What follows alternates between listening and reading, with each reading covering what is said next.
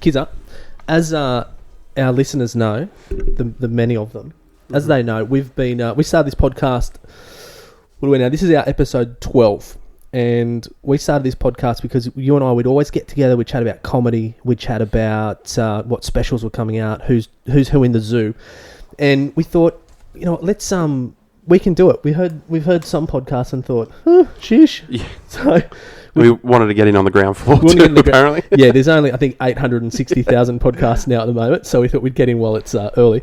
But we've been teasing listeners for a couple of weeks since our very special guest today slid into my DMs.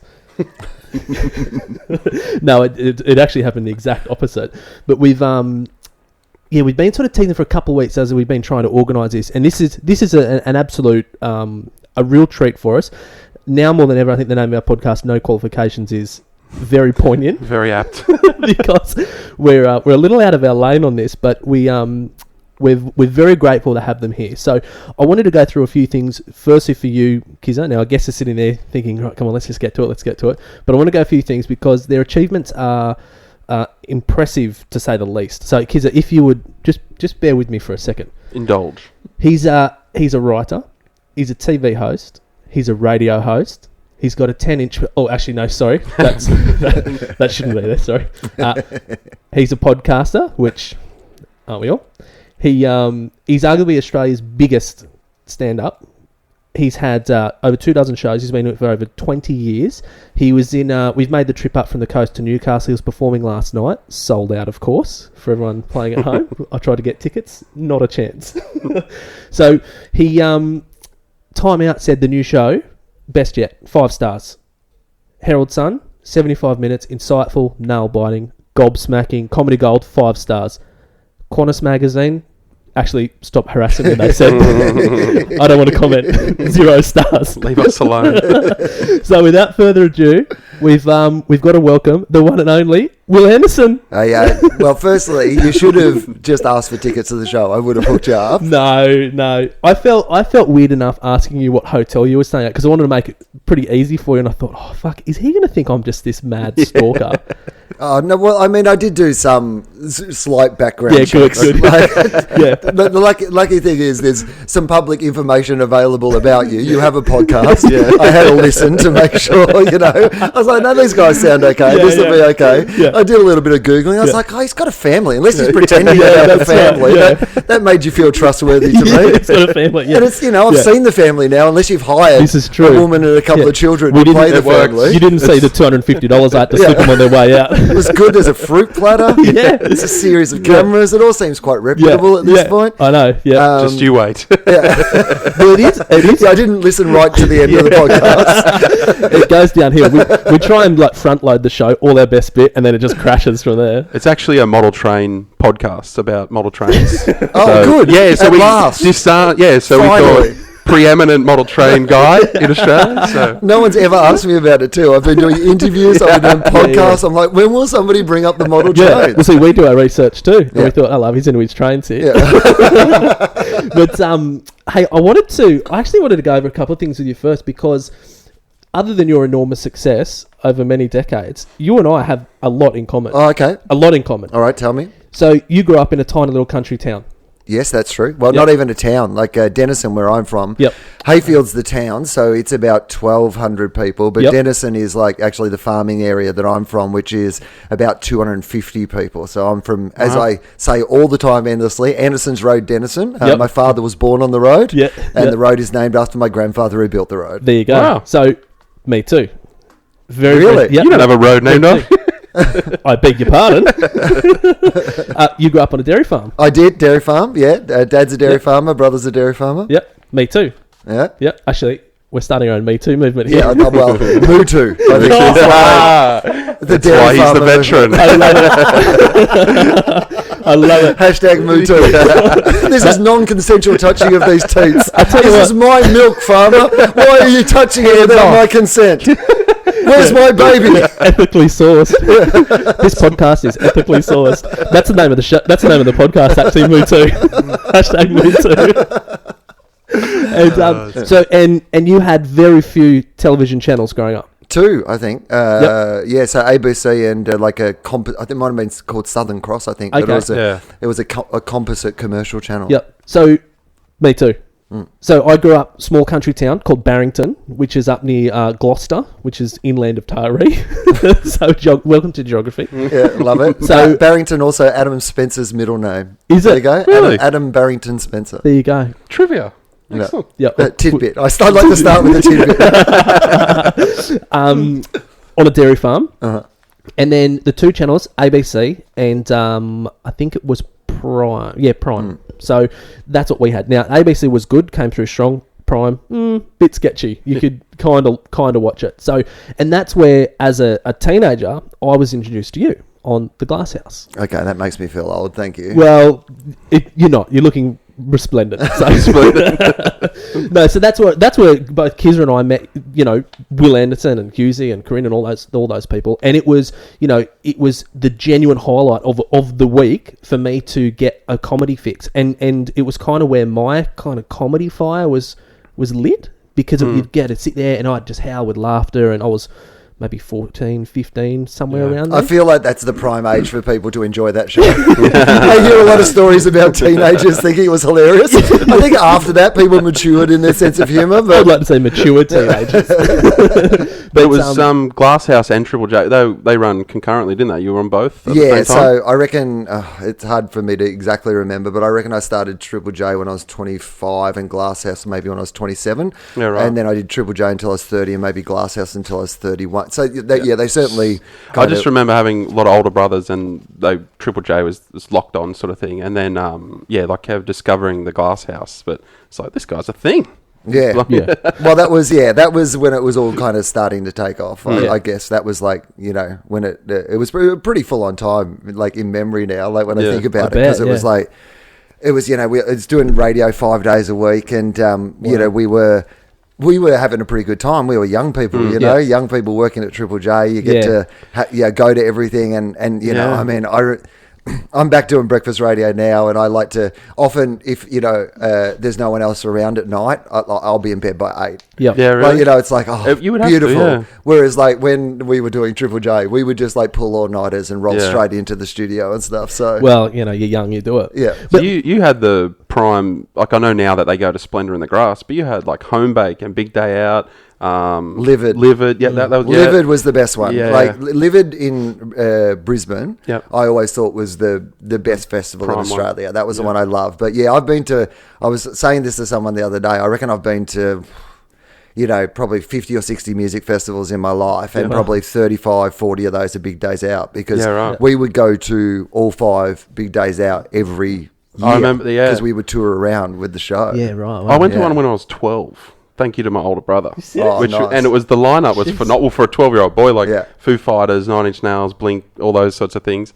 And then they were out the back on the side stage, being older brothers. My sister-in-law was dancing along to Joe Strum. I'm like, never heard of him. Who is that guy? Don't know who he is. And then later on in life, I'm like, I wanted to go see Blink-182 instead of Joe Strummer. Like, there's a regret sort of thing. So yeah, that was an awesome time. Like, just all those little festivals and stuff like that. But, So, Will, how did you? Because obviously, like the interesting for me is sort of having grown up in like country town, all this sort of stuff. What happened for you to get to where sort of we were introduced to you? Like, what was the process that you went through? Like, how did you get to that point? Did you go off to TAFE and learn media? Or, I did comedy at TAFE, as everybody who's in comedy does. Don't you guys know? Yeah, that's what we're missing. I went to Humiversity. This is where all the petty names are coming from. Daryl Summers and Bert Newton were the lecturers. Exactly. They would all come in, all the old guys. Trevor Marmalade would come in, tell you how to do some zingers, some one-liners. Slam. Elliot Goblet was my tutor.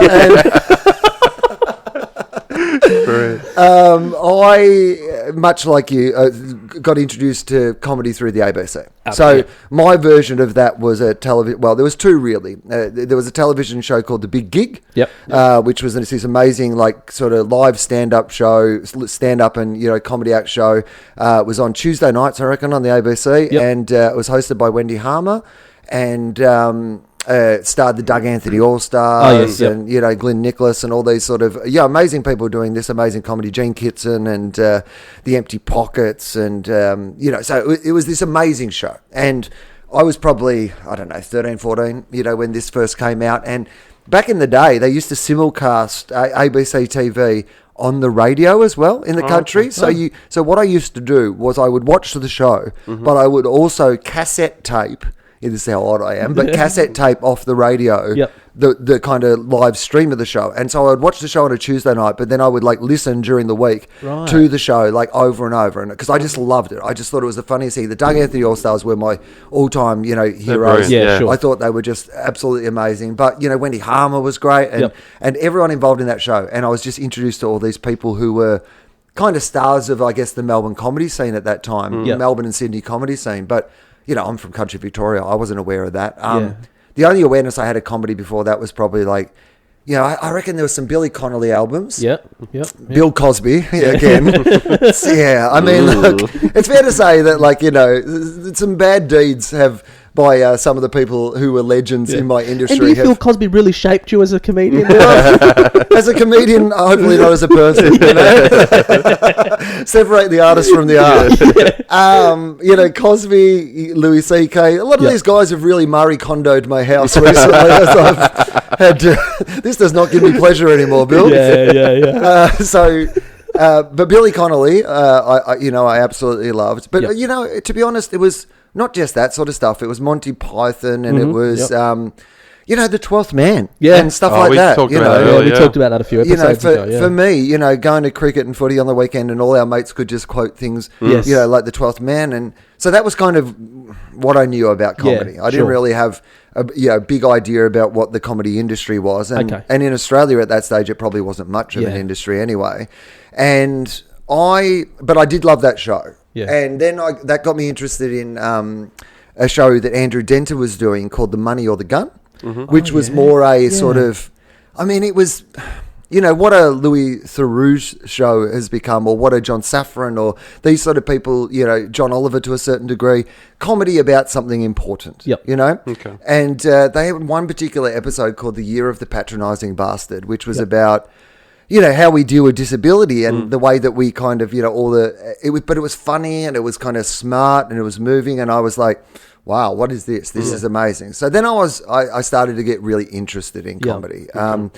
So we saw Jamoan. I remember this distinctly. We saw Jamoan on the Big Geek, and it was the funniest 4 or 5 minutes of comedy I'd ever seen in my life. And me and my friends all knew the routine, off by heart, with the accent, and we heard that Jamoan was playing at the Last Laugh in Melbourne. So we decided that we were going to go down and we would see Jamoan at the Last Laugh in Melbourne. How old were you at this stage? 15, I reckon. Okay, yep. And so Last Laugh was a licensed venue, so we had to get fake IDs. Pretty cool kid. That'd be a fake ID so I can go to a comedy show.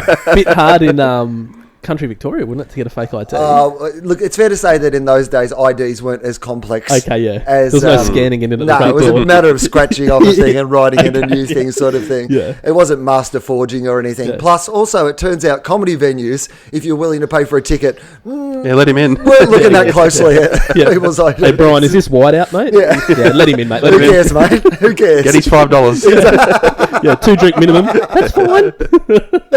And we were so naive too, because we got there. We would have been the first people there because we came down on the train. It was like 2.5 hours on the train, to the city. We've gone straight to the venue. We're there hours before, anybody else is there. I hope we're not late. Yeah, totally. We didn't know there was going to be other people on. But I can remember the lineup. It was a guy called Steph Torrick. Okay. Who did a character called Pasha at the time, but good guy, Steph. And then 2 guys that we'd never heard of doing solo acts, but they later worked together. I don't know if you guys will have heard of them, but Tony Martin and Mick Malloy. Tony Martin's that's my guy. That's my most favourite. Never heard of her. I had, I don't reckon I had heard of either of them at that point. And I'm not even sure they were working together at that point. I think they were just still, stand-ups on the scene at that stage. So they were both individual. I didn't know that Tony was a stand-up, So he was that, and then they come together on the on the radio. Yeah, the radio and the Late Show, would have been that era. But I reckon at this stage they probably weren't working together. Yep. Mm-hmm. They just happened to be on the same lineup. Right. And Tony, even back then, you could tell that he had this one joke about.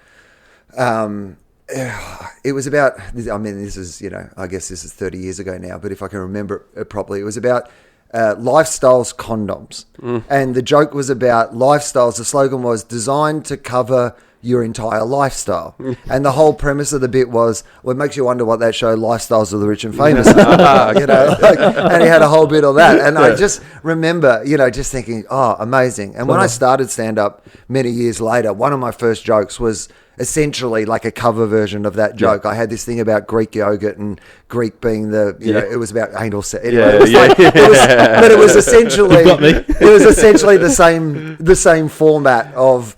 So you found a lot of those things were just resonating with you. For some reason in your mind, you're like, oh, I get he's taken it from there to there. It's resonating with me. I like, not even just the laugh. Everyone obviously likes a laugh, but you've resonated with how he's got from point A to point B and things like that. And for me, it was about, being a kid from the country.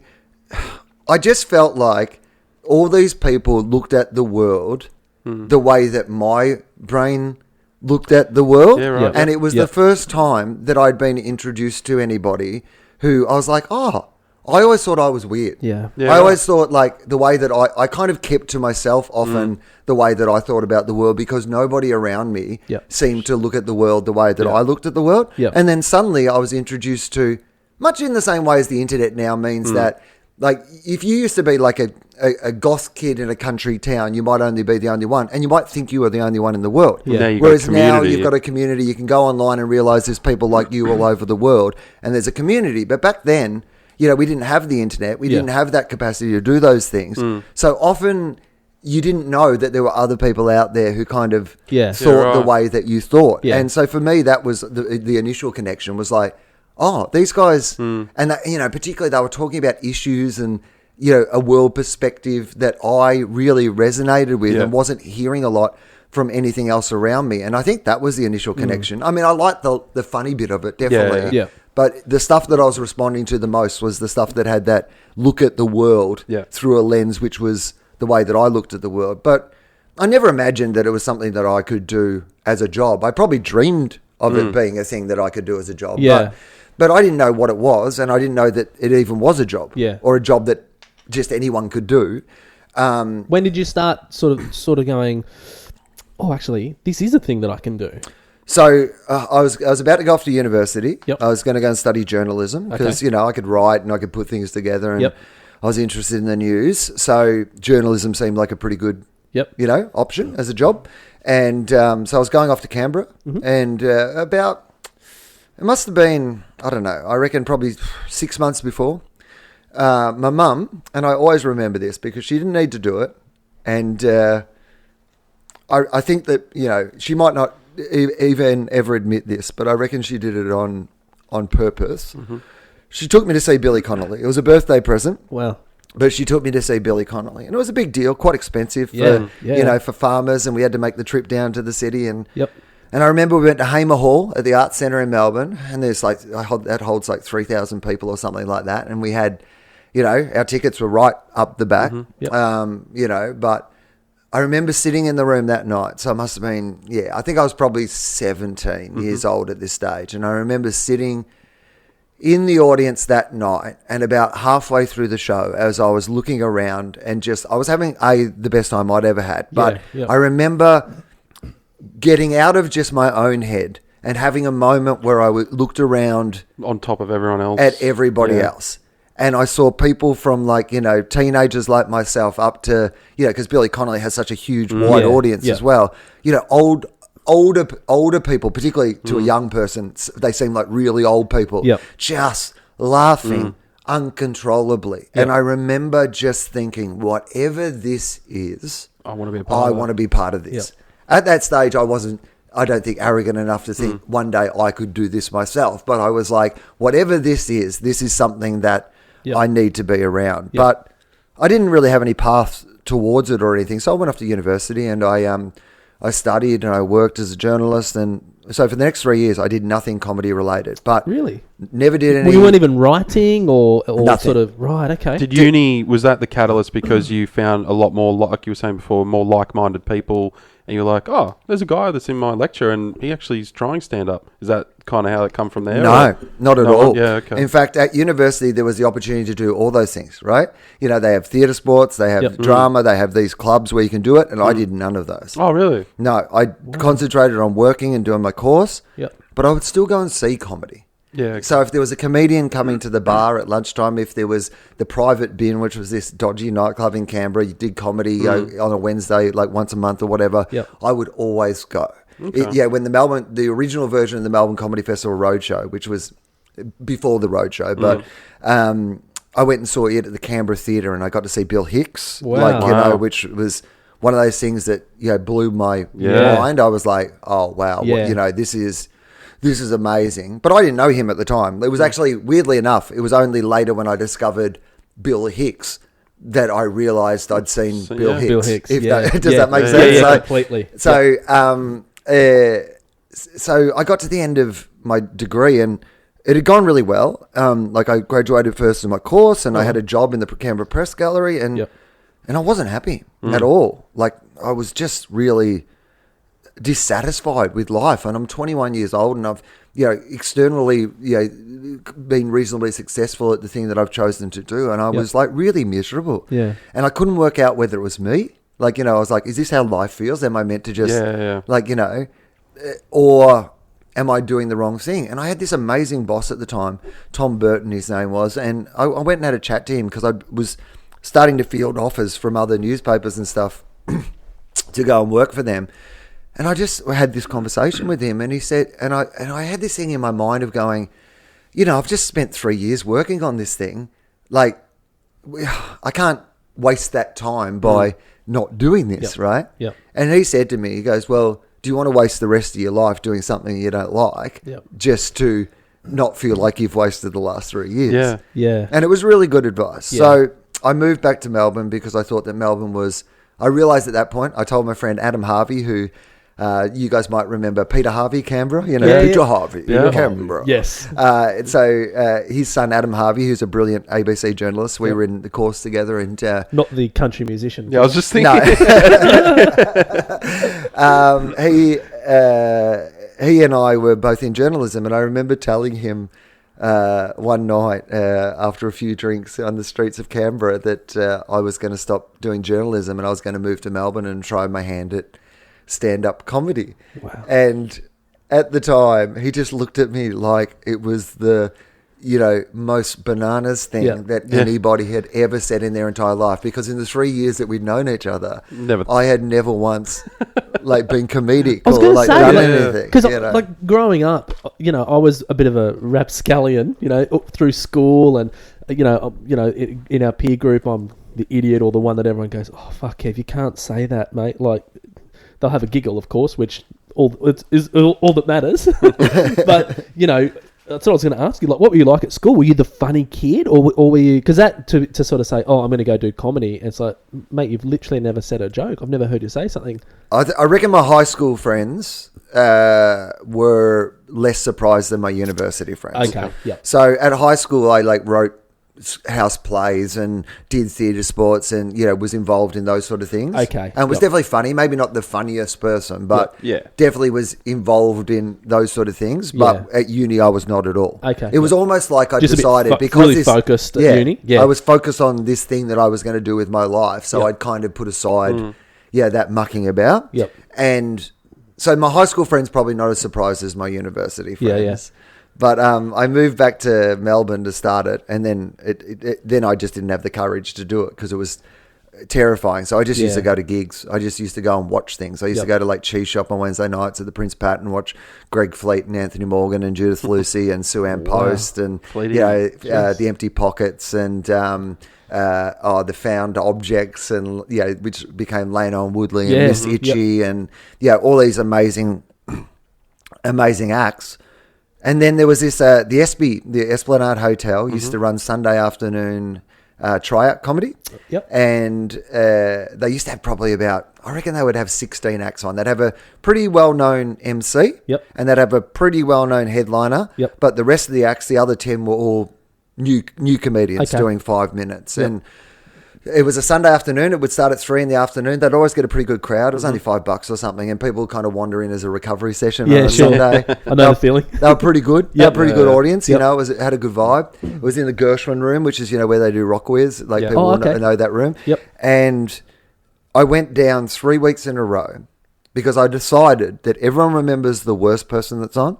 Everyone probably remembers the second worst, but by the time it gets to third worst, you're just kind of forgettable, right? Yeah. So I wanted to go 3 weeks in a row, and I was like, if I think that I would be better, like third worst or better.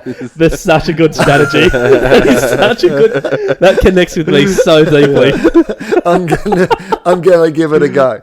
Now, in retrospect, I would say to people, no one remembers it. Like, no one cares. Yeah. Like, you can be the worst 10 weeks in a row, and no one cares. It doesn't actually matter. But that was the rationale in my head. Was like, as long as I'm not going to be like worst or second worst, I might give this a go. How did you go? First gig was great. Yep. It honestly was. And I think that a lot of people's first gigs go really well.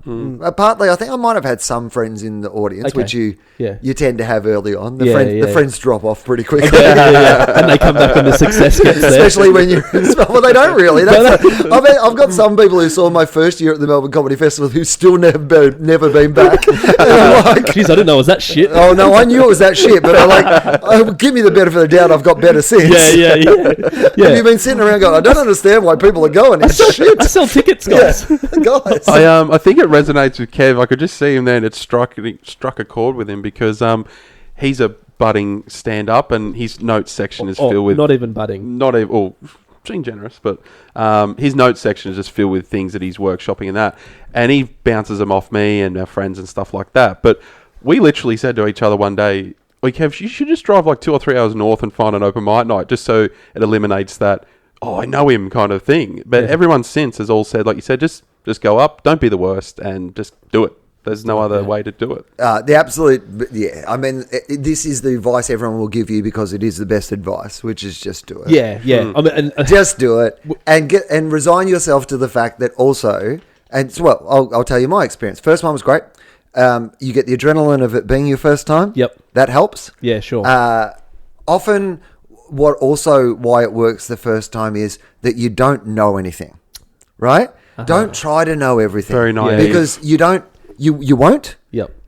And the mistake you can make is thinking that you know what to do. Okay. So often I find that people in their very first gigs go great because a lot of comedy is actually about being natural and your energy being natural and your energy being in connection with the thoughts that you're putting out. So in your first gig, you don't know what's going to work. You don't. So you actually are in the moment. So going in blind is actually the biggest helper. Yeah. I believe it is. And I think blind, that's why... Get drunk. That's not what he meant. No, it's in there, mate.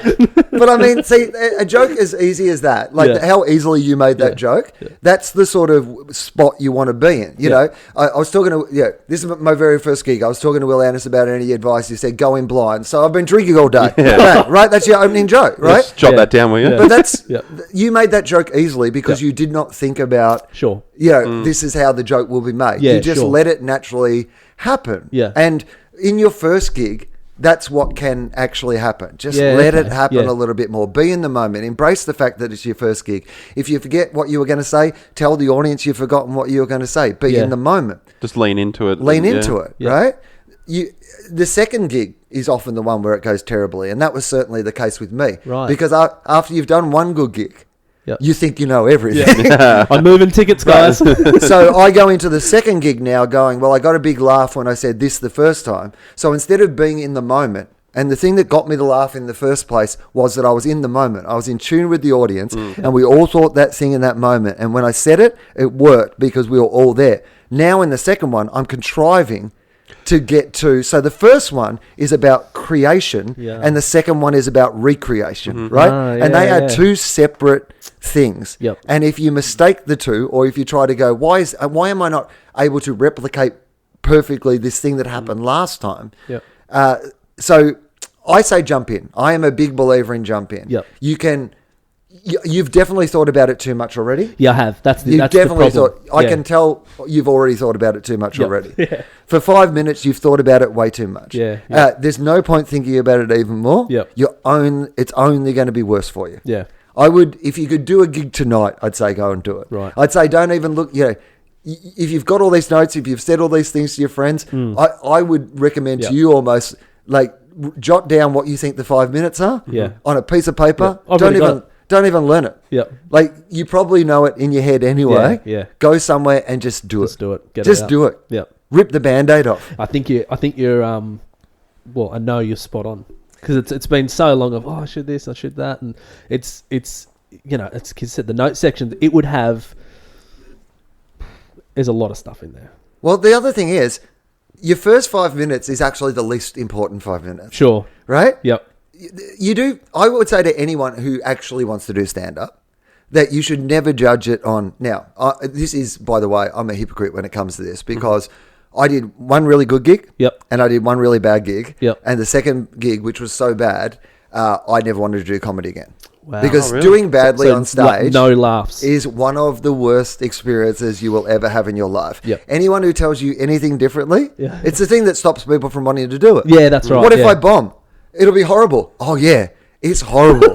And that feeling of it being horrible never goes away. Yeah. And you will, won't you? You will. There won't be a comedian in the world that... everyone will. Yeah, exactly. Every comedian in the world has bombed, and every comedian in the world knows they've got a bomb up their sleeve. Right? Don't say that too loud, mate. Oh no, I've got to get on a plane again. Might get a whole other show out of it. But that's the truth, right? Is that have you ever seen the Jerry Seinfeld documentary Comedian? No. Okay. No, I haven't, highly actually. recommend it. It's made after he stopped doing Seinfeld and started to go back to stand-up. Yeah. And there's this brilliant scene where he's at, I think, Gotham Comedy Club in New York, and he's trying new material. And there's these two women in the corner either talking to him or talking to each other. Yep. But anyway, I remember it perfectly because he just is on stage and he just kind of shakes his head and he goes, how big do you have to be? Love it. Yeah. He's just come off the biggest TV show of all time. Yep. He's playing this tiny little comedy room, and even he can't get their fucking attention. Yeah, that's true. So that's so funny. So the bomb. There's two things about doing badly on stage. If I could go back and tell my younger self, I'd say bomb more often. Yeah, because that means you're taking more risks. Okay. Yeah. Often if you're not going badly early on, it means you're not taking any risks. Right. You're not discovering who you are and what you should be. Yep. Because you don't know. Even if you think you know, you don't know. Yep. And even to this day, that's the case. I've been doing this 23, 24 years now, and I've still got to, if you come and see my show on the first night, I often say to audiences, that's the only night you get to see what I thought the show should be. Because after that, it's shaped by the audience and the audience's reaction to it, and it changes often very dramatically. Okay. So even after all this time, I'm not the expert in what I do best. If left in a vacuum without the audience, the audience are part of it. But never embrace the bomb, as in never get comfortable with it. Right. Okay. Always let it hurt you, because the hurt of it is what makes you do better, but at the same time, that's good advice. In the same ways, you look like a pretty fit guy, so I imagine that you lift weights, stuff like that. Is that right? This is all natural, right? But so you go to the gym, you lift weights, right? So you know that if you're lifting weights, part of the process of you bulking up and stuff involves that pain of pushing yourself to when it hurts, and that hurt is actually part of what's helping you. Yeah, sure. And if you're not pushing it until when you hurt, then you're not going to get that sort of growth and improvement that you need. Yeah. It's the same with your comedy muscles, right? You've got to embrace taking the risk, doing something that's going to put you in an area, but don't ever feel comfortable with it. Yeah. But certainly don't let it stop you from doing what you do. And when it happens, realize it's an important part of the process. Yeah. But I often do 50 gigs. I would always say to somebody who's interested. Okay. I would say do 50. Yep. Give yourself a year, or 2 years, or whatever it'll take you to do 50 gigs. Ideally, you'd do 50 in a year. Yeah, Give yourself a year, see if you can do 50 one gigs. a week. Yep. Okay. You know, and it probably won't be one a week. It'd probably be like, you know, you end up doing a festival or something, or you go to somewhere and do a whole bunch of gigs in one night. Okay, sure. You know, that sort of thing. But sure. over a year, set yourself a task of doing 50. Yep. And once you've done 50, see if you like it or not. Yeah, sure. So assess it there. Essentially, bombing becomes an important part of growing in the like in your process and that sort of thing. So so a lot of people, like you said, get a bit put off by it. Do you then lean into it? And did you ever think, if you bombed, okay, let's just sit down and think about this? Why? Is that part of it? Yeah. Okay. Because and you don't need to sit down and think about it. I know. Here's what I will tell you. It will haunt your every waking thought at every moment until you get back up on stage again and you do it again. Yeah. Yep. I don't know why the RSL didn't respond to my jokes. Yeah. And the other thing is, sometimes it's not your fault. Sometimes it is the fault that the audience weren't the right audience, or they weren't paying attention, or the person before you didn't introduce you right, or whatever. But in those moments, what I like to think is, how would have Robin Williams done in that same circumstance? Or how would have Chris Rock done, or Jerry Seinfeld done? Or, you know, would they have still done better in that moment than what I did? And why and how could I have engaged with them better? How could I have, you know, made that work? I was doing an interview the other day and for my Philosophy podcast, and my questions were no good. Yeah.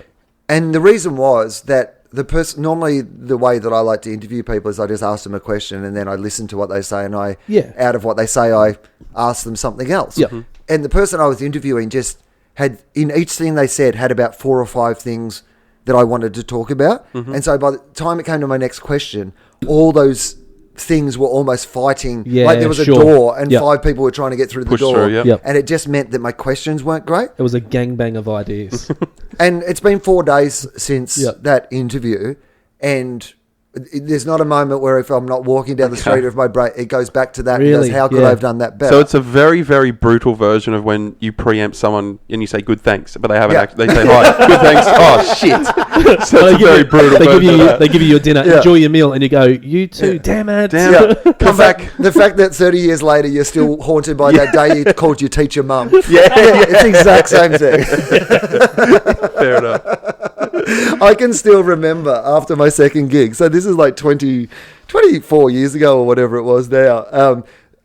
Before the gig, the barmaid at the venue, because you got a free drink, you know, in the gig, and I was like, I'm one of the comedians, and she smiled at me and gave me my free drink. And after I bombed, I went up to get my second free drink, and she would not make eye contact with me. And if I needed to sketch her for a police artist, I could still remember her face. The little but it would mole. have a look of disappointment on her. It is funny, like the human condition, that fear and, you know, fear is our strongest driver. You know, like this is, you know, and honestly, part of even doing this podcast for me and I can probably talk for Kizza as well, is because we listen to so many podcasts, because I travel from Central Coast to Sydney every day and I commute, so I don't really listen to radio. I just listen to podcasts, and you name it, I listen to them, because to me, I sort of find that general commercial sort of radio, it just doesn't feed me for what I want. So when I listen to, like, your interview with Andy, and I'm sure you've got this feedback, was phenomenal. It was so good.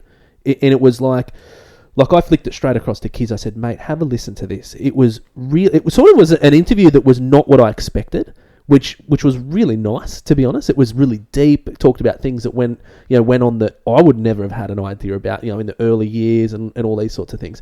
But it was, there was parts where it was funny. It was such a good thing. And I thought, let's try and do more of that sort of stuff. Like have interviews with, you know, whether it be yourself, where people are like, oh yeah, you know, I expect that this interview will go a certain way, but then it actually disappears off another way. And I think, like, your comedy's a little bit like that, in my opinion. It's really well written. That's actually something I've got written down here that I wanted to ask you. You do an hour every 12 months? Yes, I do a new show every year. Yep. Which is, for people who I guess probably don't know. That is insane. That's prolific. Yeah. I mean... to do an hour, like you do radio, you're doing telly, like you're doing all these things, plus you're writing and performing a new show and helping out young podcasters like these idiots over here. Yeah, I don't make always great choices. That could be on the Instagram. I said to Kizza, I said after listening to your interview with Andy, I said, you know what he's done? I said he's checked us out. He's seen a couple of a juggernaut on its way up. He thought, I better get on board here. Never again. So never again will I make a mistake. Yeah, that's right. I made with Hamish and Andy. That's right. Because as we all know, I ruined their career. You have, yeah. Hamish and who? They never managed to kick on after I made a few jokes about them. Yeah. So I felt haunted by that. Good jokes, though. They were, yeah. But yeah, so what, like, in terms of your process, I mean, you mentioned with your interview, you had all these ideas. I want to talk to this. I wanted to ask them that, blah, blah, blah. Is your writing and your the way you go about writing a new show, are you just constantly think, oh, I'll write that, or do you disappear for a couple of weeks and come out with a new show? There's no right way to answer that. Okay. The thing that I could most honestly say is that the show will tell, if you listen to the show, it'll tell you what it needs. So you have to work out what you think the show is first. Sure. Yep. Also, you'll be wrong. Yeah. Well, when I say you, I mean me. I can only talk to my process because everybody else has a different process. Yeah. But I've written shows that have almost entirely come out of improv originally, like improvising ideas on stage that have turned into routines.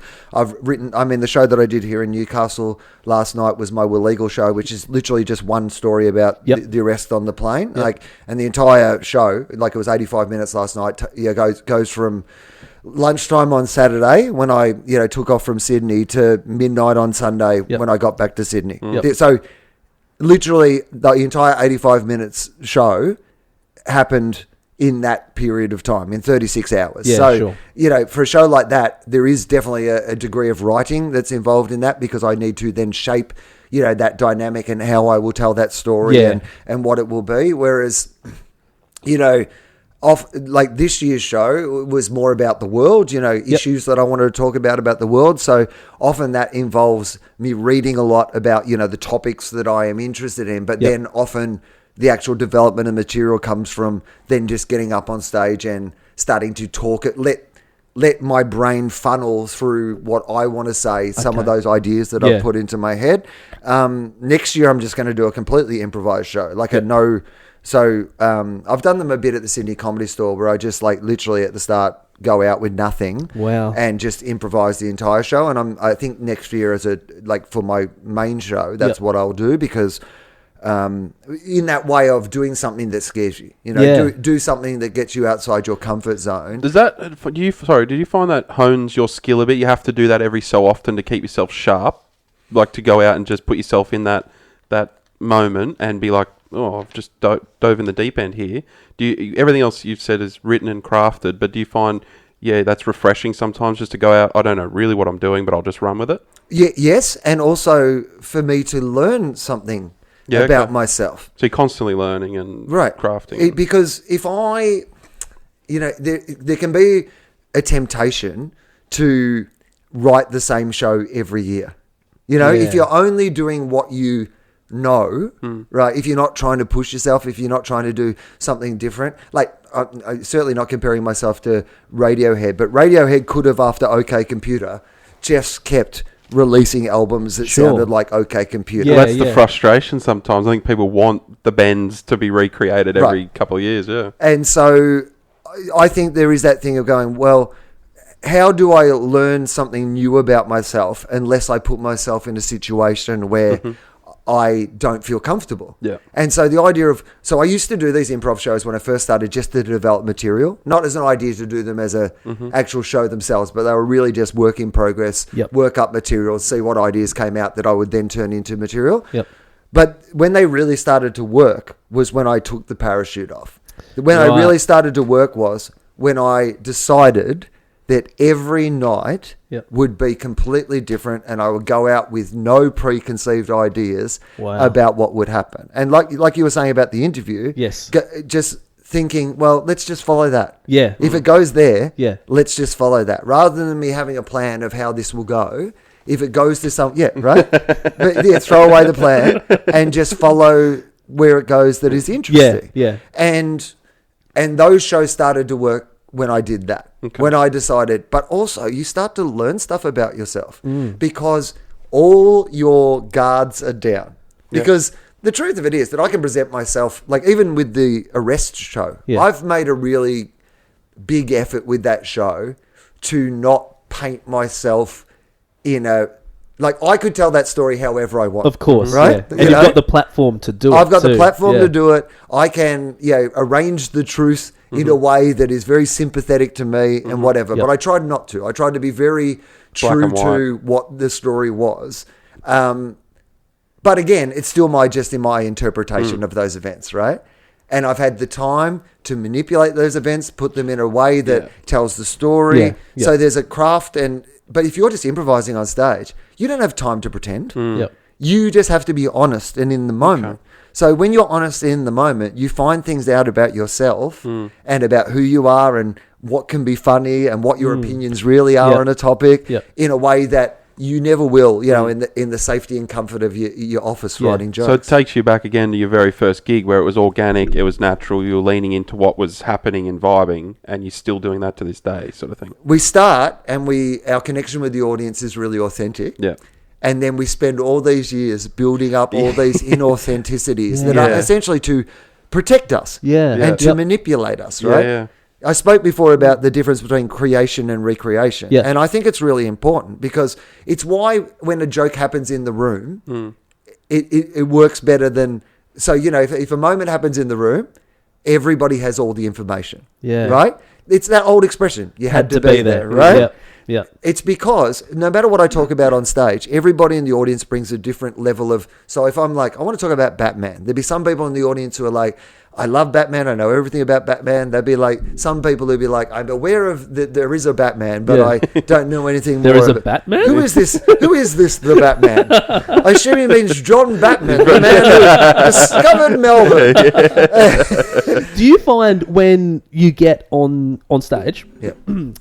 Are the audience saying... Because we interviewed a young comedian last week called Mitch Garland. Yeah, Mitch, I know Mitch. Okay, cool, And he was awesome, actually, I must say. Yeah, he's a really good comedian and a real nice bloke. And he was saying that in different places, so on the coast, he said a lot of the time people are like, impress me. He said other times, sort of in Sydney, people are more happy to go on the journey with you. Do you find because of your profile, people are either a little bit more, impress me, I've paid money, this better be good, or do you find, I've paid money, take me on a ride. I'm happy, I'm ready to laugh. Both. Bit of both. A bit of both. Yep. I often think, so I spent 10 years living in America and I only spent about 5 years, but over 10 years I spent about 5 years living and touring in America. And they were the best gigs I've ever done in my life. Okay. By far and away the best gigs I've ever done in my life. Because... I think in comedy, the greatest thing is the expectation gap, right? Okay. So, it's why you never want to say to somebody at the start of it, this is the funniest joke you'll ever hear, because you've already put their expectations up so high that you're never going to be able to say something that... Overpromise, underdeliver. I'm learning so much, Kizza. So, Peter Hallier used to have a great way to introduce himself on stage, and I thought it was just perfect. He'd be like, ladies and gentlemen, turn off your mobile phones and lower your expectations. It's Peter Hallier. I say that to my wife most nights, actually. Oh, you're such a romantic. That's how I got 2 kids. Turn off your mobile phone, lower your expectations. We're having another baby. I'm popping a Finnegan, love. Go for your life. So what you ideally want, to really blow people's minds is them to expect... nothing. Yeah. It's why when somebody... The most exciting period of your time was when you suddenly get good, but no one in the broader world knows you're good yet. Oh, okay. Because you so often get to do these shows where suddenly, the first time Erin Chen or Demi Lardner does a gala at the Melbourne Comedy Festival, they can blow the roof off it. Because most of the people who are going to the gala don't know who Demi Lardner is or don't know who Erin Chen is. And then these people who have been honing their act on the scene and getting really fantastically good in the meantime, then come out in front of this entire audience and just... Is this boring? Are you leaving the podcast no, at this I stage? think we've had a camera failure, but that's all right. We've got contingencies, as you can see. I mean, there's so many cameras in here. I thought you were making a porno or that you work for a current affair. That is one of the questions. Yeah. Will, would you be up for it? You've sent your wife out of the room. I said, here's $20. Can I eat pineapple? Go for it. Go for it. No, Will's got so big he won't even do a porno with the little guys now. yeah. Think of the little people, Will. Yeah, come on, Ando. So what I had the great pleasure of being able to do was that I was headlining comedy clubs across America. Yep. But the reason that I was headlining these clubs was not because I had a particularly big draw in America. In fact, some places you might have 40 or 50 people in the room who knew who you were, but we're talking, rooms that hold between 300 and sort of 500 people that would be full every Friday and Saturday night, 2 shows a night, because these comedy clubs have such a huge reputation. And often they do have really big acts through, but their reputation of these clubs is so good that regardless of who the act is, it's going to be good. Yeah, if you're there, you're going out on a Friday and Saturday night, they're always full. So you're playing like Gotham and the Store and all those places? Yeah, but I mean, on the road, people like Hilarities in Cleveland and like places like that they have 600 people in, to every show. Jeez. Because they just have such a good reputation. Yeah, and in these communities, if you go to to these places, they've seen, you go to Chicago and you play, the clubs in Chicago, they are used to seeing world-class comedians come through there and go on to, do bigger things. Sure. So the audience know that if they come out, they're going to see somebody. Sure. I noticed that when I went to Chicago, I purely wanted to go there because of their improv scene, like the Upright Citizens and all that sort of stuff. And when we had gone, I was just, there is a thirst for it. But like you said, people just turn up, they know the name, they know that it's going to be good, whatever it is, and they just pay their money and sit down and be entertained sort of thing. There is a huge thirst for it. And like places like Comedy Works in Denver, these sort of clubs just have these incredible reputation. Yeah, Acme in Minneapolis. And in these communities too, it's not like a New York or an LA where people are almost spoilt by the possibilities they have. Yeah, sure. This is their opportunity to go out, and often, the comedy club is a huge part of the city's entertainment. You'll hit Minneapolis or whatever for a week. You end up doing all the shows, so you'll do all the local radio. You'll do their version of Sunrise or these morning TV shows because they've all got these local TV stations, this local community, and the comedy club is intrinsically part of the community. Okay. The Sunrise relies on the fact that every Tuesday, the comedy club's going to bring in a comedian that they get to have on their show. So there's an infrastructure around it that drives people into the shows. But even better than that, what I would get is people not really having huge expectations about me personally. Yeah, okay. So when you are then good at what you do, these gigs are just amazing. Yeah. Because, people kind of go in maybe expecting that it'll be a 6 out of 10 and they get like a 8 or 9 out of 10. Yeah. And so when I do a show in Australia, a particular festival show or, something like that, if people are paying $50 to come and see it and they've had to get a babysitter and, park in the city and, all these sort of things, their expectation is probably that it's going to be an 8 out of 10 show. Yeah, sure. And so if you deliver a 9 out of 10, good, you've surpassed their expectations, but not blown them out of the room because they were already expecting it to be good, right? Yeah, yeah. Whereas if they go in with lower expectations, so that expectation gap is the thing. Yeah. And I think that it also then gets harder. So that if, for example, if their expectation is minimum of 8 out of 10, and I only give them an 8 out of 10 or a 7.5 out of 10, which is still good, they almost walk away a little dissatisfied. Yeah. It was fine. It was good. Yep. It was good. Yeah, how was it? Yeah, no, it was good. Did that answer your question? That was a long-winded answer. No, it absolutely did. Did you find your not having the pro, like if we say early 2000s, someone had gone out, I know Will from Glass House or Triple J or just being on telly, spots and things like that. Did you find it was refreshing to go over the States and not have that attached to you and just purely it's based on you just doing your comedy and that's it? Yeah, I loved it. Yeah. Like, I mean, I've heard, well, there's a couple of things. Firstly, I'm not a person who feels particularly comfortable with people knowing who I am. Mm-hmm. It's never been one of those things that I have enjoyed about the job. Yep. You know, outside of my work, I'm pretty private. Yep. But also I just like to kind of potter around and do my own thing. Yep. So I don't like when I can't do that. Mm-hmm. Not that I've ever really been big enough but I've got friends who've become, you know, household names in that way that I always think that the thing for me was, people who know who I am tend to know what I do. They know me because they know my work. Yeah, sure. I'm not one of those people who's just like well known and no one really knows what you do. Yeah. Right? And so for, you know, I've got some friends who are a bit more in that zone, and that level of fame, you know, is something that is never sat comfortably with me.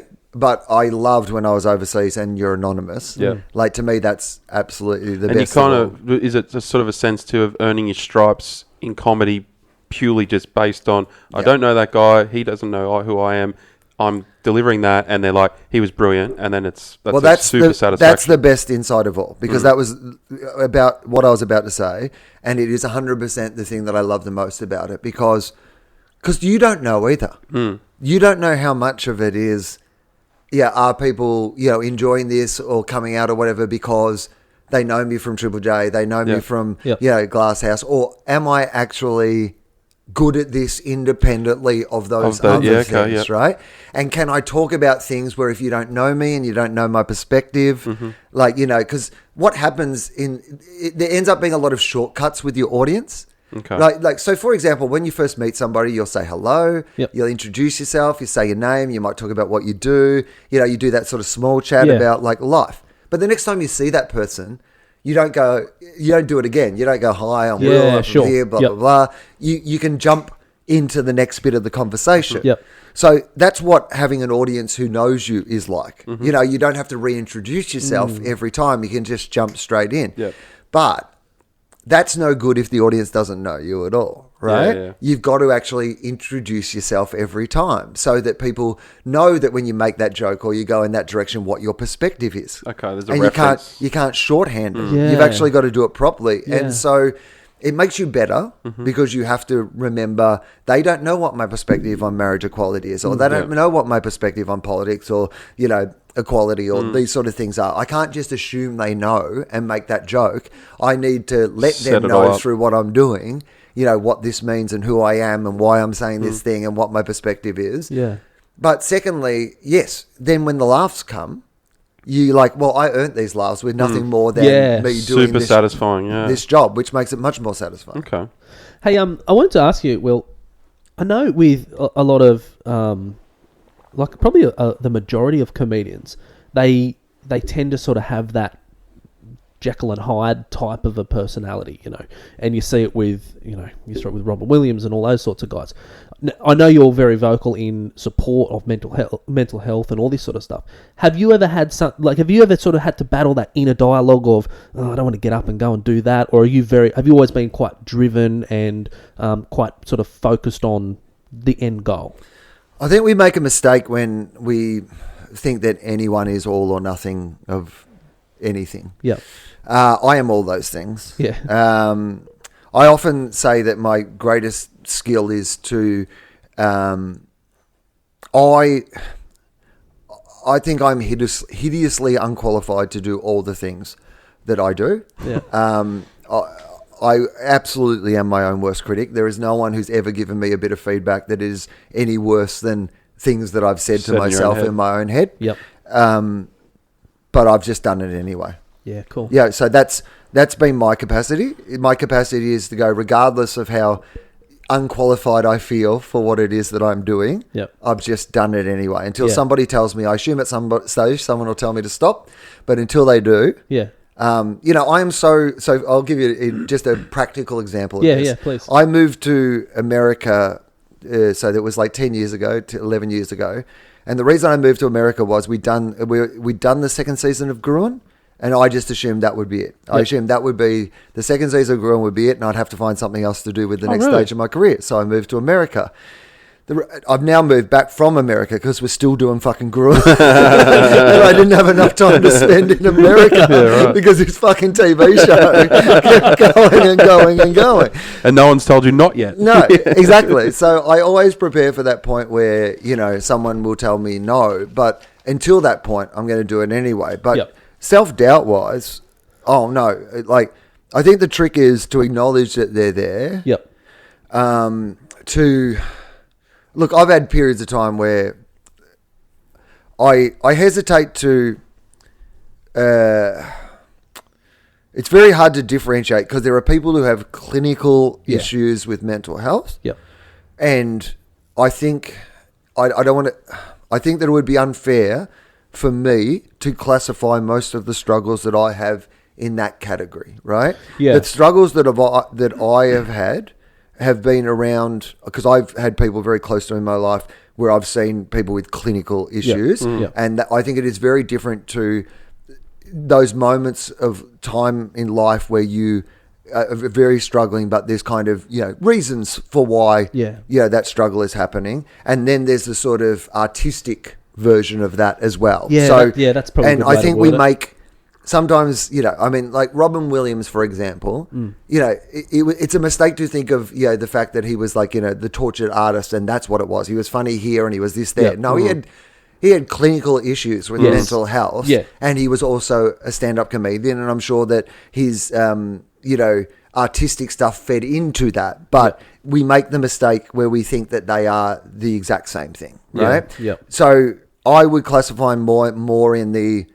Yes, absolutely. This job comes with its... In the same way as, like, if you're going to take, ecstasy all weekend, you're going to feel pretty bad on Tuesday. Right? If you read any of those books about rock bands and the trouble they get into with drugs, it's most often not when they're on the road doing shows. It's when they get back from the tour and they have to replace... They get back to the boring, mundane life and they want to, have something that feels, what the show was feeling, in their life. So...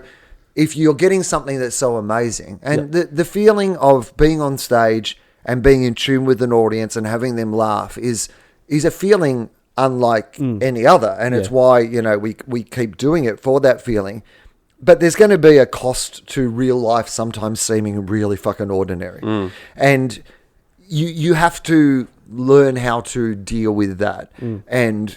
It's not always an easy thing to do. And I think that you can't do this job for a long time because it is job where you are literally assessing who you are constantly and trying to think of who am I, telling this story. I have to get to the heart of who I am. I have to be honest. I have to find my own authenticity. But I think often, the reason we invented work and the reason we invented all these distractions is because sometimes it's just overwhelming to be inside your own head at all times. 100%. And when you have a job where your job is mostly to, examine yourself constantly. Go in there.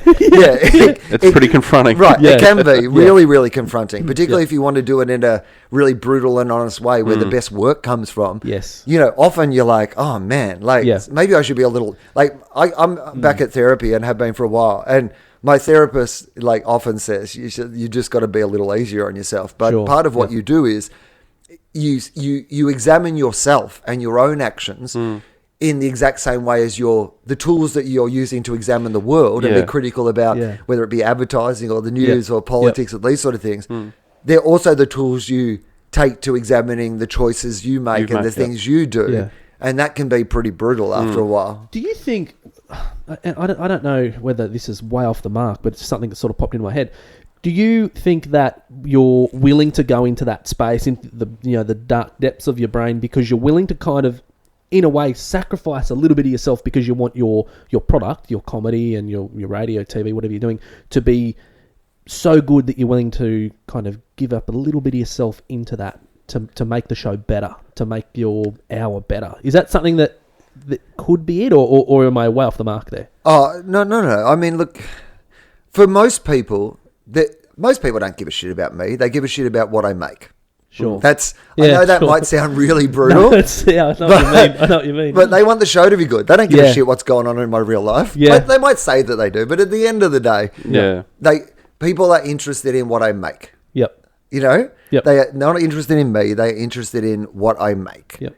My friend, what you can then make the mistake of, though, is going, you've also got to let the people in your real life be interested in you, right?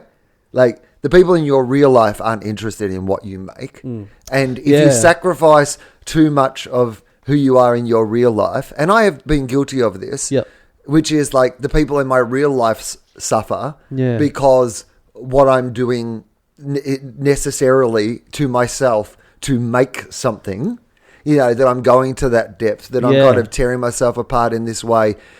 You know, like, I'm in the told that, like, the Wagga flight thing is one of the worst things that's ever happened to me in my life. You know, I mean, I had post-traumatic stress afterwards. Like, it was a full-on thing, but I turned it into a show. Yeah. And now I go up and I relive, you know, that show. Because to do it properly, I have to relive, what it felt like, you know, when they put me in handcuffs, what that felt like when I was, like, in jail, what it felt like when I was, you know, in the back of a divvy van, these sort of things, right?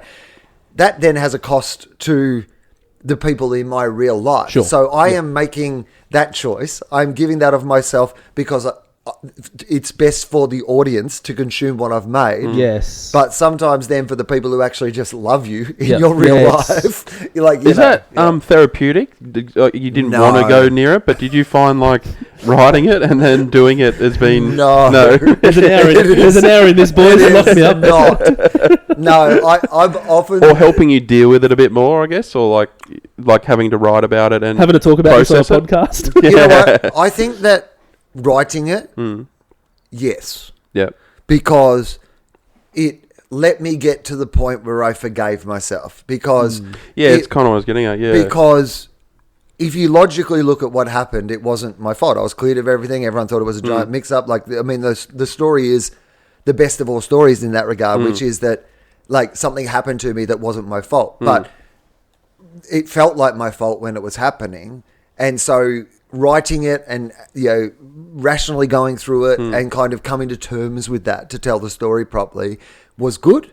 But then... to do it properly, I have to be in the moment because I tell the story. The way the show works is that it unfolds as it's happening. Like, I'm telling the story as it's happening. And to do that properly, I can't be me now looking back. I have to be me then in the moment. So basically what that means is that every night I go back to this terrible time in my life. So not therapeutic. Not therapeutic. No. Stuck in a fucking moment. Groundhog Day. Living it over and over Here we go again.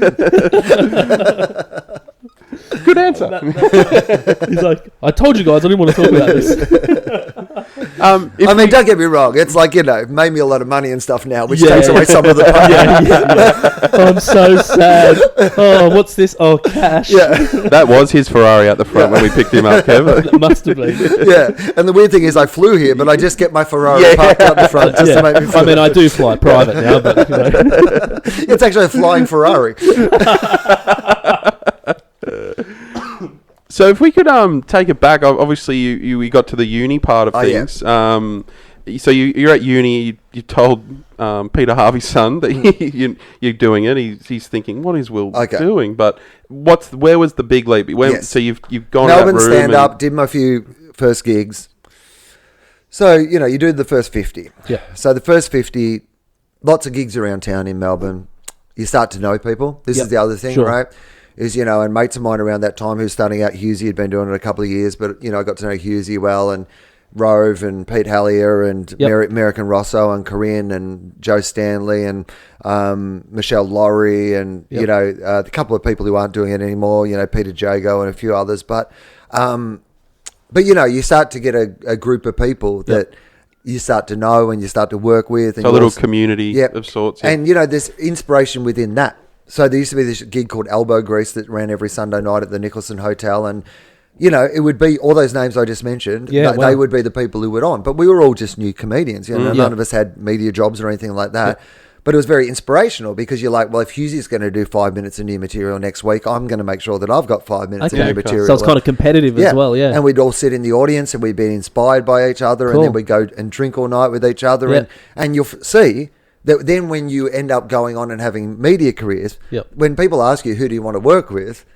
You work with, there's like Rove goes and works with Hellier and blah, blah, blah. Yeah. And like I go and work with Hughesy and Corinne and that's the way that it works, So that's part of why you should start as well. Sure. Is because you're building the community, you're building the network, the people that you're going to, the people that because often it's not necessarily even about, you getting the show or whatever. It's about someone that getting the show and they're like suddenly they need a team of writers, or suddenly they need 4 or 5 people to do that thing. And the first people they're going to think of are the people that they know and trust and think are funny and, like-minded. Right, exactly, right?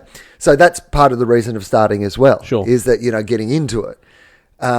Being part of the community, starting to, meet people and, learn where those opportunities are and what they are, because a lot of them are invisible as well. Yeah. For every show where you see somebody, one person on the TV, there's a whole bunch of people behind the scenes who are all professional comedy people, who are working in different ways on that show. So did about two or 3 years of that.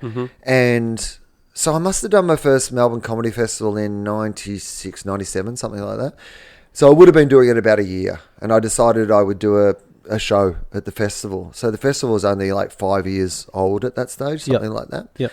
And so 5 or 6 years old. So it wasn't, the huge festival it is now, but it still seemed pretty huge I bet. back then. For only 12 months in too. And so I did a show. It was called Diet Life. It was my only non-Wil punned show that I have done. And there was probably, I think, 400 people who saw it, in total over the 20 shows. Yep. I often like to joke, when I do the festival these days that, there's double the amount of people in the room every night than there were in my entire first run. But that was probably the most, the best thing that I did, because you just learn so much. Yeah.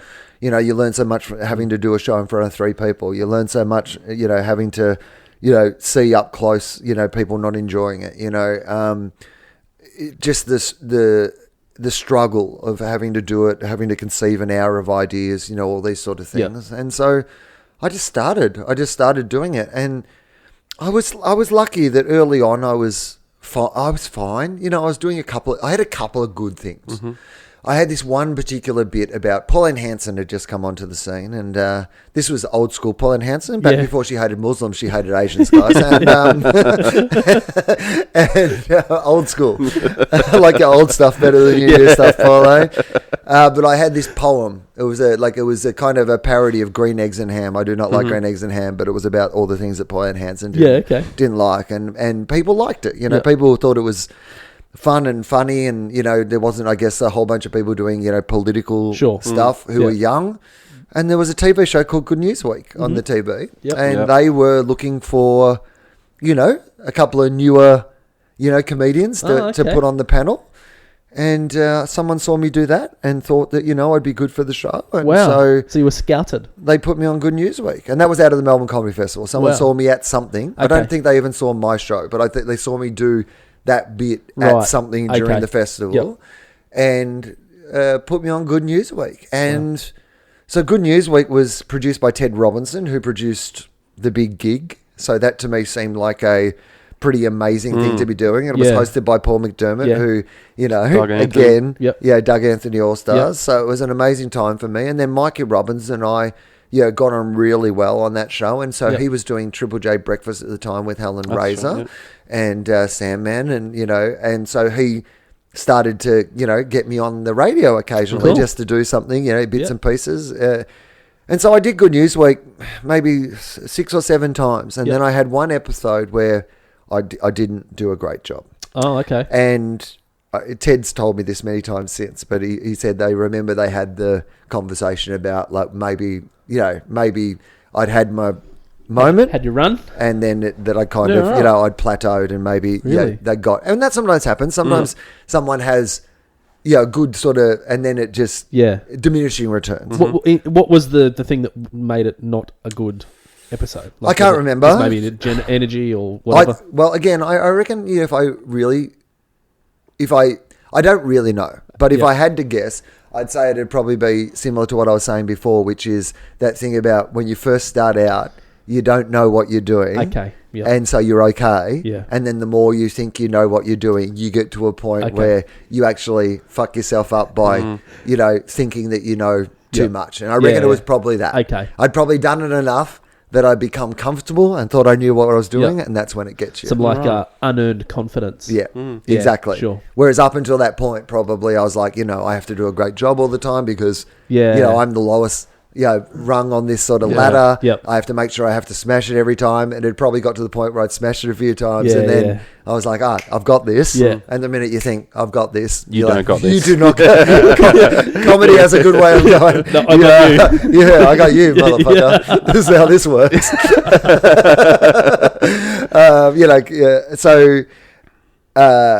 But they gave me another chance and I managed to, So when Good News Week finished... So timeline wise, I met Adam Spencer on Good News Week. Yep.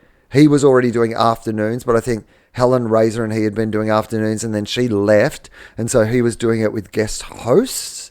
And so we'd done a Good News Week together, taping, went out and had a few drinks, got along well, and he said, if you're not doing anything tomorrow afternoon, can you come in and do half an hour on the radio with me? Because he was just getting guests in to help him out. And so I went and did that, and we had just had a good way of bouncing off each other. Cool.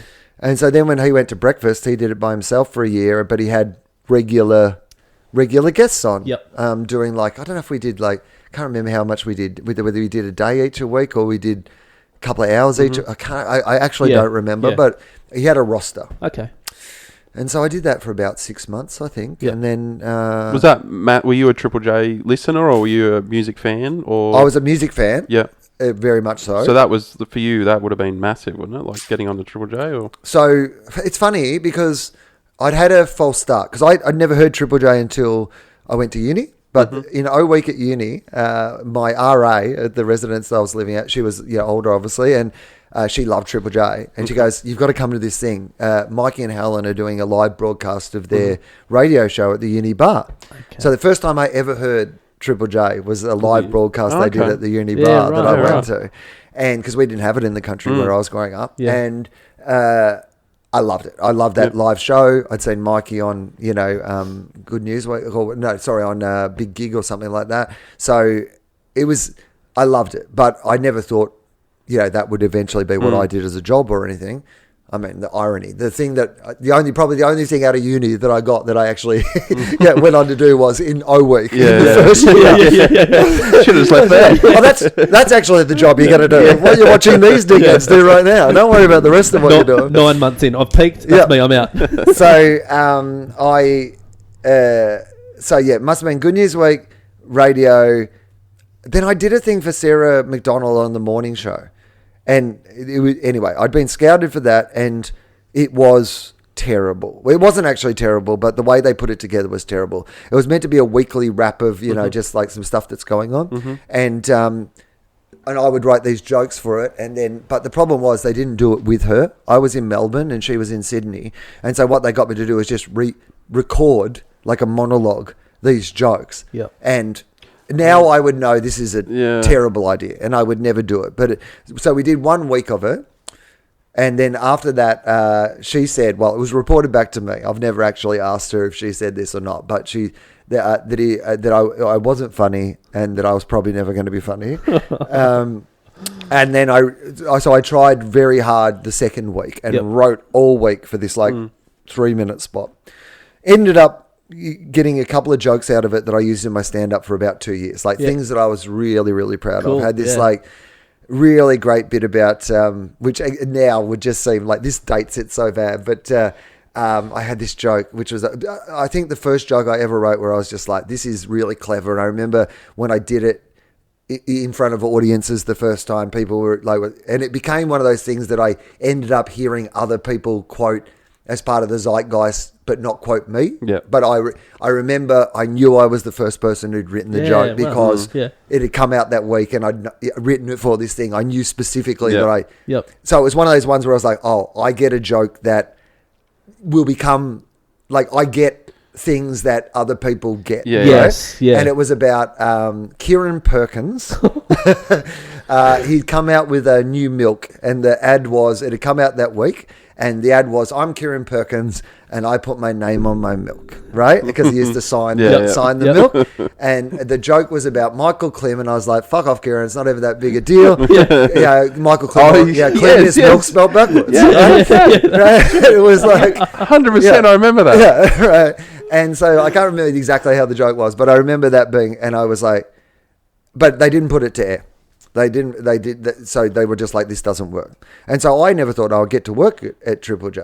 So this was about a year before the Adam stuff. And then so Spence and I, so it was after the comedy festival, and they said, hey, can you move to Sydney? And they'd like you to do the show with Adam. Yeah. And I was like, all right, why not? So nothing to lose. I thought I'll pack up. I was living with my sister and her boyfriend at the time, who's now her husband. They've got 4 kids, and but we were all living in a house together in Melbourne. And I said to them, I'm going to have to. I'm out. Yep. I hope it works out with you guys. I'm out. Got a feeling it won't, but probably won't. But okay. I've got to move to Sydney, and. So I moved up to Sydney, and amazing, story, because I didn't have anywhere to live or anything. Like, they just asked if I'd just come. Yeah. And Paul McDermott, who I didn't know that well at that time, but he said to me, well, I'm going to be away for a couple of weeks. I've got a place in Bondi if you want to, if you can stay there. And so my childhood hero, literally one of my childhood heroes, who did not know me other than I'd done sort of 10 episodes of his TV show. Yeah. Wow. He was generous enough to just say, well, the apartment's there for 2 weeks. Wow. And might help you, get on your feet Get while set you up, find somewhere to live. And so I did that, and it was amazing. And so then, Triple J was 5 years. And so then, out of Triple J came... So when Good News Week finished, the ABC wanted... Ted, who'd made Good News Week, to do another show, and they just had 13 weeks budget for 13 weeks at the end of the year. It was one of those things where they suddenly found a bit of money and they had 13 weeks. Yep. And so he came to me and said, do you want to do something? And who would you like to do it with? And I suggested Husey and Corinne. Jeez. And so we did 13 weeks of The Glass House, and that was really all it was going to be. And then we ended up doing 6 years, 216 episodes. Because no one told you no yet. No one told you no. Well, the funny thing was, I reckon that one, I think for the whole 6 years, I think they renewed us in 13 episode blocks. Yeah, so there was never a time where we didn't think that it was going to end at some stage. Let's not get ahead of ourselves. Every year a boardroom meeting, can we find any money for Wil? Right. But we did a heap of it. 216 or 18 episodes, a lot of one that never went to air.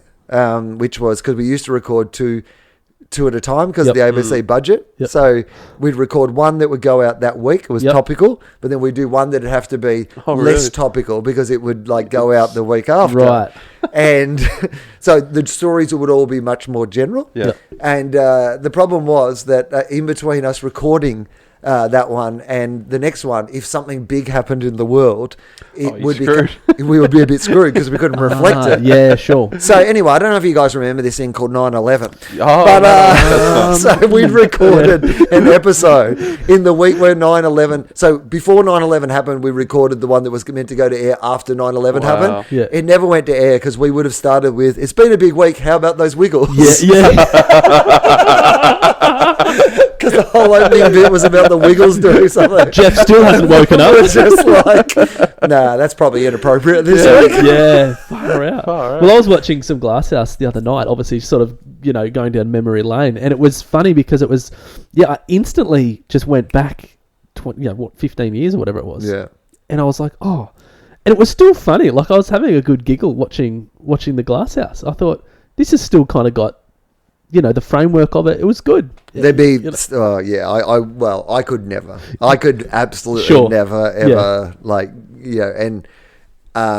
there'd be jokes that we made on that show that would not hold up well. I was laughing so hard because I was watching Kizza bumble his way through a segment, and I was just howling because I thought you and Corinne were looking at each other going, "Fucking hell, come on, mate, spit it out." It was so good. It was so good. Hey, I know we've had you for a little while now, so we'll start to wrap it up because we really, really appreciate your time. We like to ask a couple of little easy sort of questions to finish off. One of Kizza's favourite questions that he likes to know from people is if you had, if someone, a network came to you with an open bottomless. Well, this might not apply to you because you've been quite successful. Well, it would still. But who knows? I mean, you're complete in the driver's seat. They come to you, open checkbook, as much money as you want. You can make anything you wanted to do, any genre, like anything at all. What do you make, and can we be involved? So he hasn't said no yet. That's a good question. There was a time in my life where, because I've never made anything that was I've never done a comedy show, like a straight comedy show. Sure. Glass House was it was kind of a comedy show, but it was a news comedy. Yes. Kind of topical show. And it wasn't my idea. I was involved in the conception of it, but we had a lot of, Ted and the Good News Week team, they were all much more experienced. We were all kids. Mm-hmm. Half of the time we were just working out what we did, along the way. Yeah. Gruen, it wasn't, I was involved in the development as well, but, Andrew Denton and John Casimir, really came up with the idea, at least the philosophy behind it. And then, I was lucky enough that they got me on board to help turn it into what it is. And then obviously, since they've left the show, it is, become much more sort of my vision for what the show is. But it's not like I went in and said, this is the show that I want to make. Yep. And I wonder sometimes if that's not a bad thing, in that, I've never had the opportunity, funnily enough, for all this time, I've never actually made, the show that from start to finish, all mine.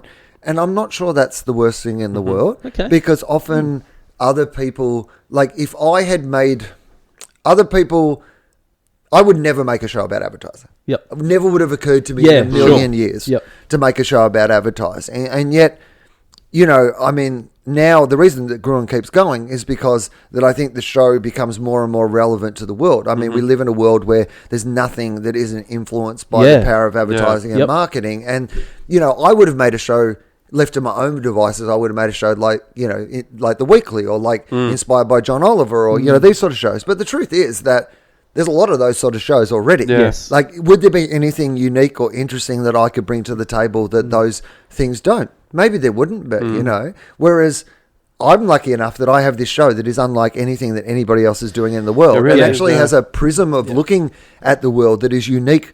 I don't have to worry that anybody else is going to step on our toes or do what it is that we're going to do. And we have the complete freedom, because it's an original concept, to do whatever it is that we want to do with the show and let the show evolve and become whatever it wants to become. Yep. So I think that if I was left to my own devices, if I'd had the blank check, that I perhaps wouldn't necessarily have got to, do. Sometimes the handcuffs are the things that inspire the creativity. Yep. Yeah. You work within those parameters. Have to work within the budget. I don't want an unlimited budget. I don't want an unlimited blank check to what it is that I can do, because those things are actually the things that destroy you a little bit. It's like when you see the sequel and it's got a bigger budget, but it's nowhere near as good as the original, because the Gruen turned into a Michael Bay film because you just got a special effects and you can do whatever you want. The original Blair Witch is good because they were working on an indie budget and they had to work with what they have. And, whereas you get the bigger budget, it doesn't necessarily make it a better thing.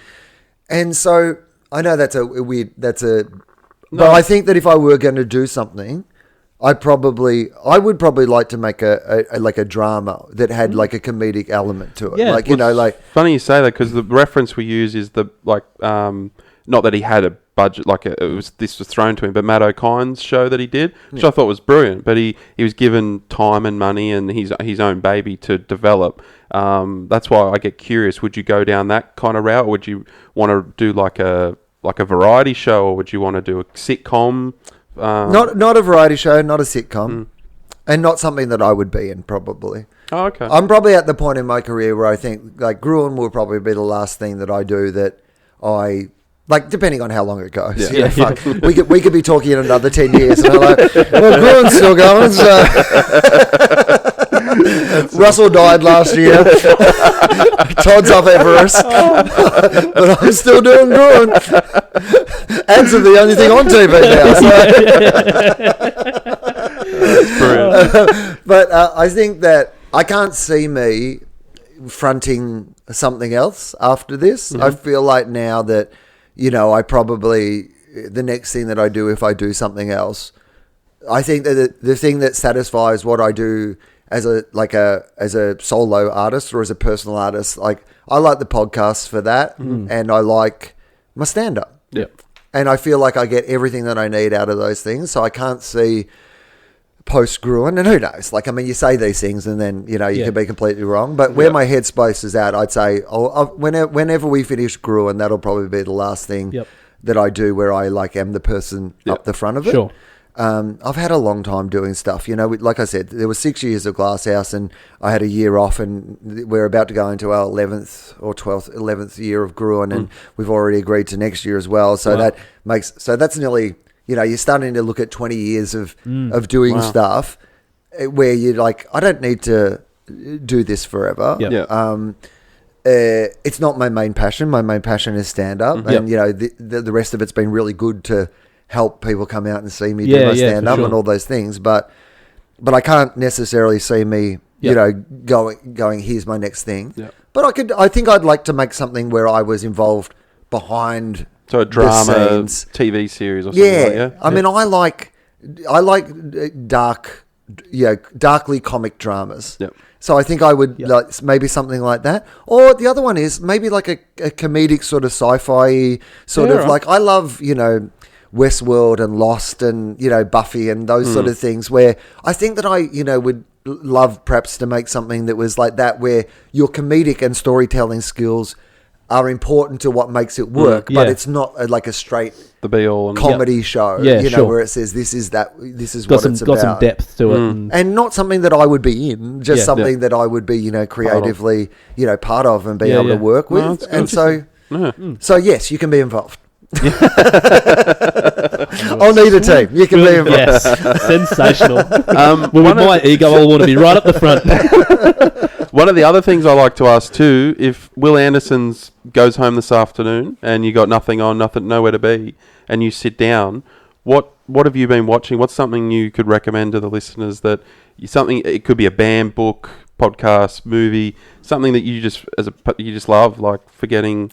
If it's not a contemporary, it might be just, I saw something on Netflix. Or you know what? I've been watching a lot of stuff recently just because I was trying. I think that it is really important sometimes to fill up your brain as well.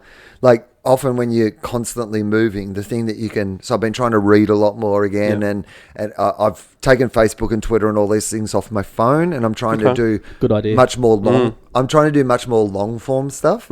So like whether it's sitting down and reading a whole book or like, watching a whole series of things so you can get definitely into the world of something. So properly engaging without phones. And, So I just watched Chernobyl, the TV series. I highly recommend that. It's only 5-part miniseries, but about Chernobyl. And I thought that was fantastic. It's really well acted, really well made, but also... about an issue that like I didn't know enough about. So you knew the name. I'm a bit like that. You know the name. I knew it was an event, but you kind of get the gist. You think it's one of those things where if someone said, "Do you know about Chernobyl?" You'd be like, "Oh yeah, Chernobyl," and then you watch the show and you're like, "I didn't know."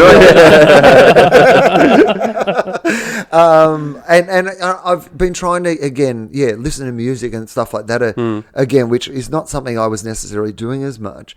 So I've been a band that I loved. They were probably, in fact, perhaps my favorite ever Australian album was an album called Wires by a band called Art of Fighting. And they've only released 3 or 4 albums over there, and so they've been broken up for or on hiatus or whatever for like 12 years, and they've just released a new album, so that just came out, and so I've been getting back into them, and I'm going to go and see them live. I've tried to really make an effort of going, take some time off doing stuff at night myself so I can go and see some other people do things. I like Fleabag. the TV show. Phoebe Waller-Bridge. Waller-Bridge, yeah. I liked Killing Eve, but I really like Fleabag. I just watched the second series of that, and I think that's meant to be really phenomenal, isn't it? Really fantastic show. Yeah. And she's amazing.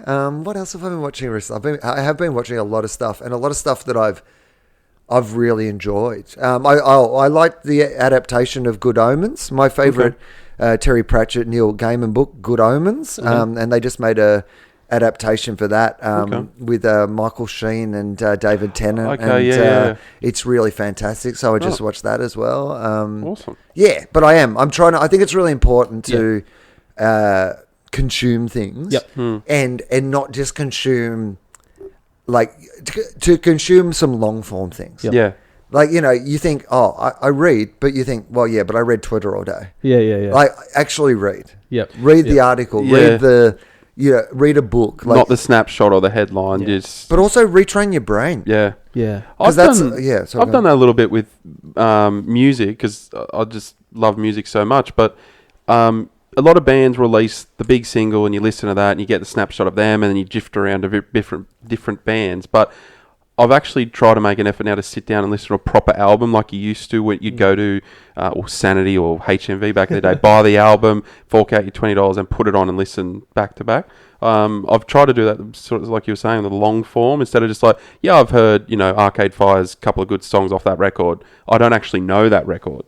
I've just taken the snapshot. Yeah. So I've done a similar thing. Well, that's it. And when you sit with it, like Arcade Fire's a good example. So like The Suburbs, for example, which is like an album that deserves to be listened to as an entire album. Like there are a bunch of great songs on it, but the record itself as a whole and the craft, is greater than the individual parts of it. And I just went to the Opera House and watched The Cure do Disintegration live. Yep. And I was having a conversation with somebody afterwards and they were like, what songs would I know off that album? And I was like, this one. And they were like, oh yeah, okay. And he goes, but I wouldn't want to hear the other ones. And I said, no, the point is where they come in the order and why it is in order. And why that one sets up the next one. And the reason they're playing it from start to finish is because when they put that album together, they wrote it in a way that song was meant to be here and it was meant to, and that you appreciate the emotion of that more because of what came before it and what comes after it. Yeah. So does it a disservice, doesn't it, if you don't listen? Well, especially older, not as much now, but you miss the flow and the peaks of it, sort of thing. But a lot of bands I'm finding are doing that a lot more now. They'll tour that if it's a 20th anniversary. They'll tour that album or that record, sort of thing. So, well, that's good. Some good references there. Yep. Well, we have to say massive thanks because you were so easy to deal with, I must say. Like we obviously try and... Please don't let that get out to people. So it's terrible to deal with. This has cost you thousands of dollars. Yeah, we'll talk about... You would not recommend to people that they just reach out to me and see if I'll do it? No, I wouldn't. But no, I must say we obviously as we sort of the podcast, it's actually going quite well for us, and we're kind of a little bit surprised, to be honest, with sort of how it's going, and to have someone like yourself come on has been to be very honest, you were one of the people who kind of lit the comedy fire in me as a young guy, on a dairy farm, fuck all to do, and you'd count down to the Wednesday when the Glass House or the Tuesday, whenever it was on. So a massive thank you from me. I'm sure, Kizza, you told me you watched the Glass House for Corinne and Hughesy, not Will. That might be true too. I mean, we've all moved on to other things. No, I'm super appreciative. Thanks for coming in. Thanks so much. Because like Kev, we watched the Glass House, like those shows, like the panel. There isn't a huge. I think Mitch said last week on our pod that every time the comedy festival would roll around, you'd be excited, be like, I'm locking in, I'm watching that whole thing, and I'm going to tape it and just keep watching it because. Unlike today with Stan and Netflix and that, you didn't have that coming in. Yeah. But we had the panel with Rob Sitch and all that, and the Glass House and a few shows like that. And that's all we had to draw upon. So then I guess we've followed, speak for Kev too, I guess we've followed all you guys that were formed our appetite. Yep. So I look, I mean, I did the same thing. And that's why I actually know that you mentioned this when Mitch was on the podcast, but I think it's pretty important is that, like we all, and I've told you a few stories today about people helping me out. Yeah. And like, I think that there's no point me, Paul McDermott doesn't need anything from me. Yeah. But he helped me out, or Adam helped me out, or Mikey helped me out. Yeah. They don't need anything from me, but the way that you repay the kindness that other people have shown you. I mean, I'm a kid who, from a dairy farming country, Victoria, who grew up watching Andrew Denton and the Big Geek and has got to work with and alongside Ted Robinson, who produced the Big Gig, produced Glasshouse, and Andrew Denton, was the co-creator of Gruen and was the executive producer early on Gruen. Those two shows that I watched as a 13-year-old kid, ended up being the two people I've worked with, for my career. It really is a banana story, right? If you think about it like that. And so, but again, Andrew doesn't need something from me. Ted doesn't need something from me. So the way you repay their faith in you is you pass it down the other way. And you hope that that's how, exactly. And we absolutely appreciate it. Thanks, Will. Cheers.